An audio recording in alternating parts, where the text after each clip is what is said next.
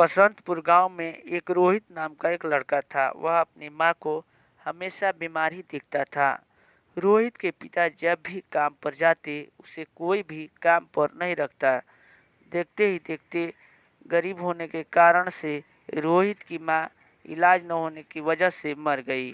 अब उसका बूढ़ा बाप खूब रोया। रोहित पढ़ना चाहता था लेकिन उसे कोई भी स्कूल में दाखिला नहीं दे पा रहा था क्योंकि उसका पिता एक चोर थे।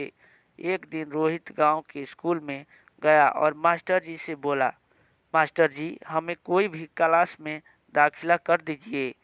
भाग जा यहाँ से, मैं तुम्हारे पिता को खूब जानता हूँ, वह चोर थे, चोर कहीं के।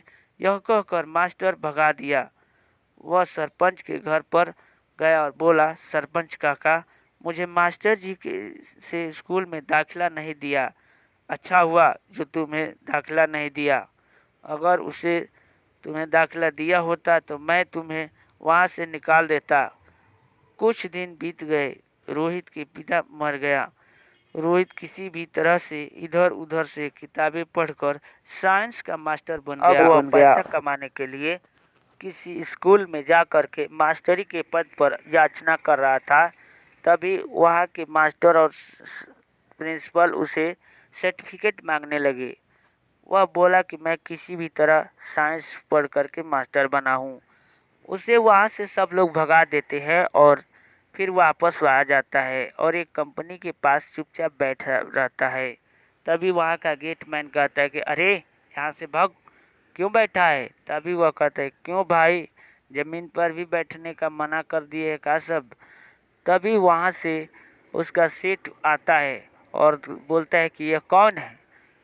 तब वह अपने पूरी बात बताता है। तब उसे एक रोबोट वैज्ञानिक बनाने वाले काम में काम कर रहा था तो उसके साथ लेकर गया और वह कुछ ही दिनों में एक ऐसा रोबोट बना दिया जो बैठे ही बैठे बहुत सारा काम कर रहा था। तब वह अपने कहा कि अब मैं अपने गांव में जो लोग मेरे को कष्ट दिए हैं उनको भेजता हूँ।